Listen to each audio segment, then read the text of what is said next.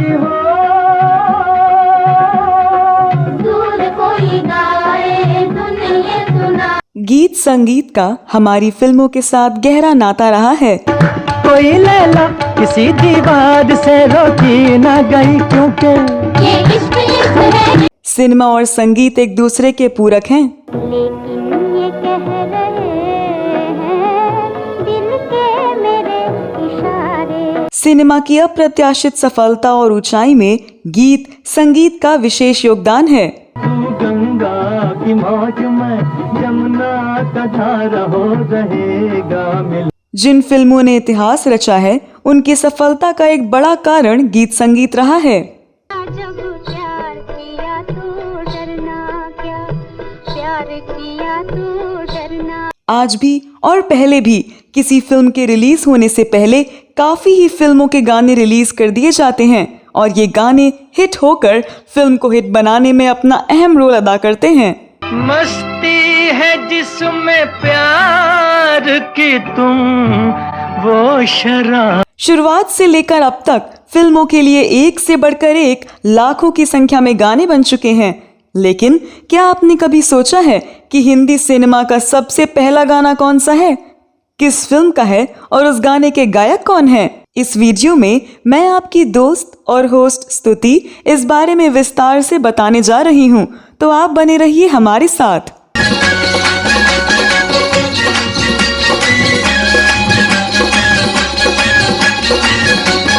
दोस्तों, ये तो आप सभी जानते हैं कि आज से 100 साल से भी ज्यादा पहले 1913 में भारतीय सिनेमा के पितामह दादा साहब फाल्के ने भारत की पहली फीचर फिल्म राजा हरिश्चंद्र बनाई थी। लेकिन ये मूक फिल्म थी, इस फिल्म में कोई आवाज नहीं थी। 1913 से लेकर 1930 तक भारत में जितनी भी फिल्में बनी वे सभी मूक या साइलेंट फिल्में थी। लेकिन साल 1931 में पहली बार बोलती फिल्म रिलीज हुई। उस साल रिलीज हुई 124 मिनट लंबी हिंदी फिल्म आलम आरा के साथ भारत में बोलती फिल्मों का निर्माण शुरू हो गया। आज भारतीय सिनेमा अरबों रुपए की इंडस्ट्री बन चुका है, लेकिन इसकी नींव सही मायने में आलम आरा ने रखी। इसका निर्माण किया था खान बहादुर आदिलशाह ईरानी ने। आलम आरा सवाक होने के साथ कई वजहों से अग्रणी रही। इस फिल्म की रिलीज से पहले भारत में मूक फिल्मों का निर्माण होता था जो कि पौराणिक कहानियों के इर्द गिर्द घूमती थी। आदिलशाह ईरानी ने उस लीक से अलग हटकर एक लोकप्रिय नाटक को आधार बनाकर फिल्म बनाने का जोखिम उठाया। उन्होंने आलम आरा में हिंदी और उर्दू का मिश्रण रखा। उन्हें यकीन था कि ऐसा करने से फिल्म व्यापक रूप से दर्शकों तक पहुंचेगी। ये फिल्म जोसेफ डेविड द्वारा लिखित पारसी नाटक का रूपांतरण थी। इसका मूल कथानक एक राजकुमार और एक बंजारा लड़की के बीच प्रेम कहानी के इर्द गिर्द घूमता है। फिल्म में अभिनेता मास्टर विट्ठल और जुबैदा ने केंद्रीय भूमिकाएं निभाई थीं।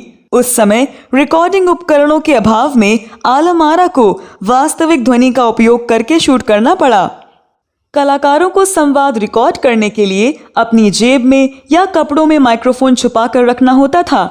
आलम आरा को बॉम्बे के मैजेस्टिक सिनेमा में आधी रात के बाद 1 बजे से 4 बजे के करीब फिल्माया गया, क्योंकि शूटिंग स्टूडियो के पास ट्रेन ट्रैक था और उस समय सबसे कम ट्रेनें गुजरती थीं।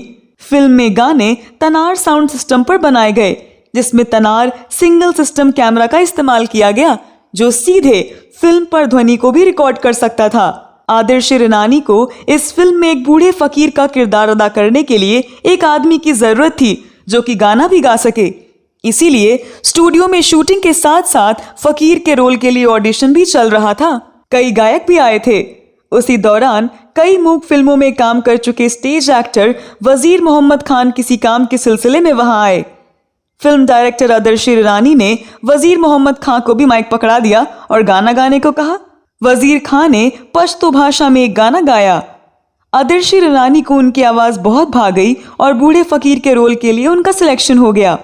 29 साल के जवान वजीर मोहम्मद खान ने बूढ़े फकीर का गेटअप लिया और कैमरे के सामने फिल्म आलम आरा का पहला गीत गाया।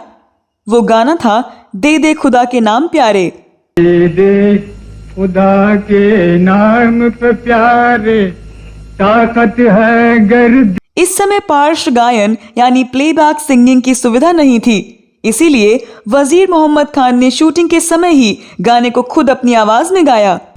कुछ चाहे अगर तो मांग लो।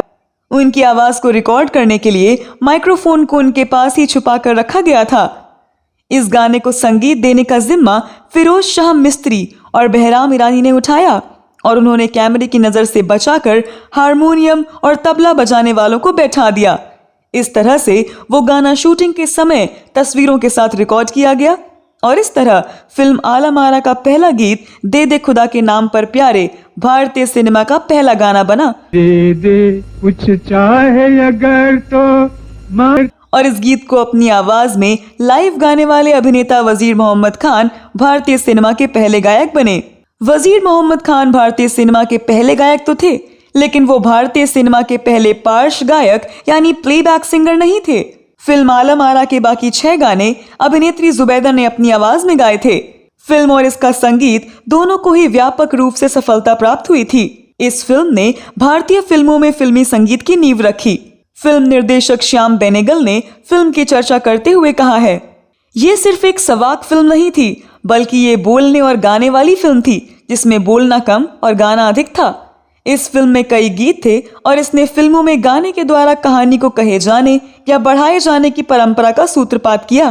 पहली बोलती हिंदी फिल्म को लेकर दर्शकों में भी बहुत उत्साह था।